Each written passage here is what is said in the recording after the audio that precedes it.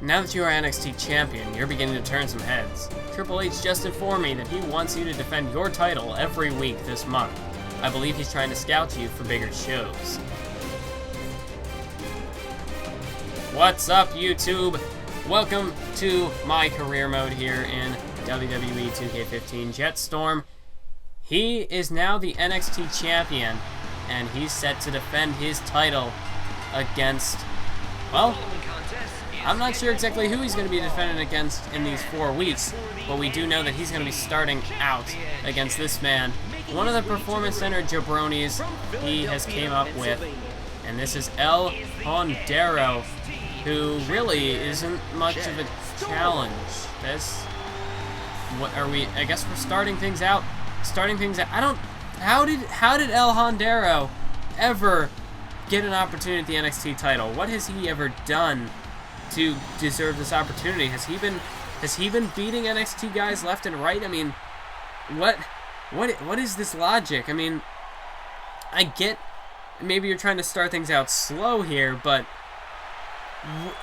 this is the NXT Championship. There are superstars far more capable than El Hondero who could be challenging Jett Storm right now. I mean, what about Adrian Neville? Does he not have a rematch clause?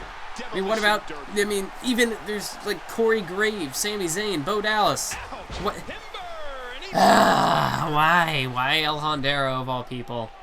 I mean, at least give Adrian Neville a rematch clause. I mean, that matchup the match he put up against Jett Storm the other day was last week. That was not impressive at all. I don't think Adrian Neville was giving it his all. I don't think his heart was really in that match. Or maybe he was just ready to move up to the WWE roster, and that's why he didn't get a rematch clause. I don't know. That's the only way I could maybe think of it. But nice axe handle there off the second rope by Jett Storm. And now elbow drop right there to El Hondero. So whatever. We got to make do with the matchup we've got, and we have to prove to Triple H that we are ready to move up to the main roster, because NXT doesn't give you any storylines. All it does is you go straight to the NXT title, and you win the title, then you defend it for 4 weeks, and then you get called up. That's it. Which I'm a bit frustrated about that, NXT Superstars main event don't really give you many storylines. It's only if you ever get to a pay-per-view where you actually get storylines on some of the minor shows, which is kind of frustrating. Otherwise, it gets really repetitive, and you're just getting squash matches. So, I don't know. Still debating what I'm going to do for the future of this series. I may end up, once I get to Superstars and main event, I may just combine 4 or 5 matches into one episode if they're all just going to be the generic sort of squash match stuff where they tell you, oh, you're going to get a push. We're gonna see if we can get you a push. And then 6 months go by and you're still in the same situation. I wonder if that's what it's really like in the WWE. Probably is with their creative direction. But enough taking shots at this mode and at the company. Let's look at the positive right now, because Jett Storm putting on just a huge offensive display here against El Hondero. I mean, look at that. Hondero has barely hit any moves. He's barely got any offense in. And Jett Storm just going to town on El Hondero right now. And of course, he's the NXT Champion, so that's something to be proud of. As look at this. Delivers a couple kicks to the face and one more to the face of El Hondero, and follows it up with a moonsault, a standing moonsault. And now Jett Storm measuring his man. He's looking to put Hondero away. Eye of the Storm. And that's going to be it. Hondero not even putting up much of a fight. This was just a clear-cut squash. Cover. 1, 2, 3. And Jett Storm, just like that, has defeated his first opponent as the NXT Champion. He's defeated his first challenger.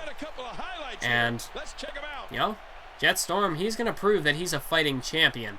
He's got 3 more weeks of opponents to face before he can be considered a strong champion, and before Triple H can really consider him as a potential player for the future in WWE, before we can get a call up to the main roster. So for right now, we got to enjoy what we've got here in NXT. We're the champ. We're the top dog here in NXT. And still got to prove it to some of the other people on the roster. Got to prove it to William Regal. Got to prove it to Triple H to build the Mott, to Vicky Guerrero, to whoever is watching, that Jett Storm is the real deal and that he has what it takes to main event, to become the man in WWE. So that match is rated an instant classic. That is a load of garbage, but you know what? I'll take the rating. I'll take the VC, the skill points. I mean, if they want to give me that kind of match, they want to give me that kind of match rating, I'm not going to decline it. I mean, I'll take it. I'll take the extra SP. Great title defense tonight. You're not out of the woods yet, though. You have 3 more weeks to go this month. So, of course, we've got yet another opponent for this episode because we can't have a 5-minute episode. What kind of an episode is that? So we're gonna have 2 matches in this episode since they wanted to give us this jabroni El Hondero. There's only a select few who can say they defended their title 4 weeks in a row. You pull this off, and I'm sure you'll have a spot on the main roster. Says William Regal. So here we go now. Jett Storm now taking on Ray Rich. Where are the opponents? Come on, we gotta give Jett Storm some competition here. I mean, Ray Rich, this is just another one of the Performance Center jabronis who, I mean, Jett Storm has taken all these guys to town. Do we really need to showcase it on the WWE Network? We gotta make people pay to watch that? I mean, it may only be a cheap price of $9.99, but really, we shouldn't have to, that doesn't have to even make it out of the Performance Center. People don't need to see that. Unless, you know, maybe we're building up some... I mean, not for the NXT Championship. Maybe if you want to make Jett Storm look strong and have him squash some jobbers heading into his, like, first WWE pay-per-view or something. Or heading into some sort of rivalry. But Ray Rich, he doesn't deserve the NXT title. Why? Why are you putting him up against Jett Storm here? I don't know. I don't get it, but, you know, we're going to make do with what we've got. Jett Storm, Jett Storm's just going to have to school this guy one more time, just like he did El Hondero last week. We're going to have to put Ray Rich away here, and maybe step up to some real competition in the next episode. Jett Storm now elbow drop onto Ray Rich. So we're still got the challenge. We got to defend 4 weeks in a row. We got to defend the NXT Championship 4 weeks in a row, which is, you know, not an easy task, but when you get put up against guys like this, makes it a little bit easier. I mean, it's a good way to, I guess it's a good kind of slow way to work your way up to the better challengers in NXT, but I mean, if it's only going to be for 4 weeks, and you go up against 2 Performance Center jabronis, I mean, not even somebody like Tommy Wall. Tommy Wall's at least, you know, somebody Vince McMahon would probably push. He's got the strength, the power, he's got the look. But, I mean, Hondero and Ray Rich, I mean, I wouldn't say they look like someone who could potentially be a main eventer in the WWE at some point. I mean, I guess Jett Storm doesn't necessarily have that look either, but, I mean, Jett Storm, at least he's got the offense, he's got the moveset, he's got some wrestling ability. I don't know about Ray Rich and Hondero. I mean, Tommy Wall may have the look. Jett Storm's got the ability, as we see with a nice clothesline there. I mean, we just got to go for a flawless victory here. That's what we got to do. We got to make a statement out of Ray Rich, just like we did Hondero last week. We need a dominating victory. So Jett Storm right now is Ray Rich, okay? Ray Rich has got a bit more ability than El Hondero, it looks like. I mean, he's got some nice reversals here. He's got a little more momentum than Hondero, who had like, what, 2% maybe? Ray Rich is at least up to like 16, so that's an achievement. But we're on the outside here, so that's something new.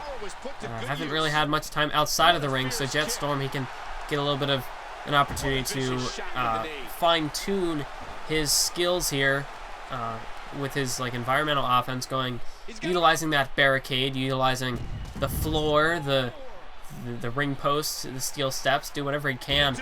Try to develop more of an opportunistic sort of style where he can rely on the tools that are around him.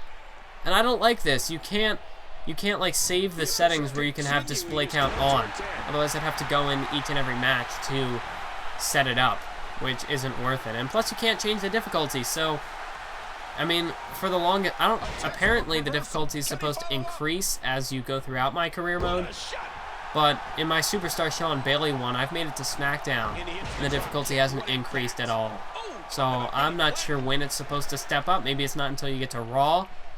I don't know how it works, but I mean, this normal difficulty, it's hard to put on entertaining matches when the AI just stands around and becomes a punching bag.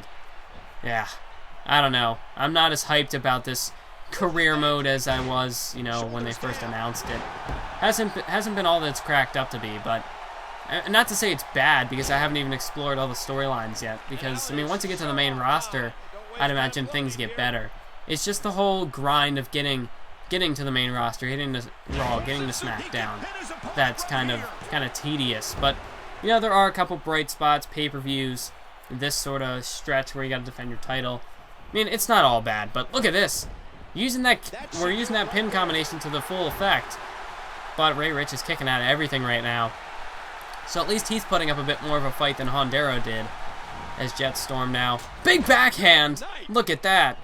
We just knocked Ray Rich out of his boots with that backhand. But Ray Rich, he blocked the moonsault attempt. Jett Storm is going for that standing moonsault, but Ray Rich, he blocked it. So Jett Storm now, a German suplex into the cover. Shoulders on the mat. Oh, but Ray Rich just manages to kick out before a count of 3. And here's Jett Storm, a standing cutter. Takes Ray Rich down. And Jett Storm looking to finish it off here. Looking to take Ray Rich through the Eye of the Storm, and he hits it. And that's it. Ray Rich put up much more of a fight. This matchup actually wasn't that bad. But in the end, Jett Storm still proving that he is a cut above the rest of the Performance Center jabronis in his class. He's a class above them. And Jett Storm proves that tonight in this match against Ray Rich. So that's 2 out of the 4 weeks Jett Storm has defended his NXT Championship. He's accepted William Regal's test, and he so far appears to be passing with flying colors. But next week, we hopefully are going to get more of an interesting, more of a competitive challenger. Not quite sure who it's going to be yet, but make sure to stay tuned for that when it does take place, as Jett Storm, yet another decisive victory. Flawless victory here for Jett Storm in the first 2 weeks. First defeating Hondero, then defeating Ray Rich. And I swear, if they would have put me up against Zeus Tucker next week, I probably would have quit the series. I'm not even joking. I mean, Zeus Tucker, no. Just no. Zeus Tucker, no. No, I don't like Zeus Tucker. Not at all. He is probably my least favorite character that 2K created for out of all the Performance Center jabronis. Even Baron Blades got more character than Zeus Tucker. So that matchup was even better, yet it only gets a 4-star. Huh. Okay. That's interesting. Alright. So we get a 4-star match, which isn't bad. 2 down and 2 more to go. You're halfway there.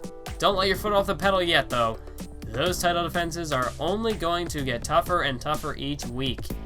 And that's been the case so far. Ray Rich put up more of a fight than Hondero. Hopefully next week, that will actually play out. That will pan out.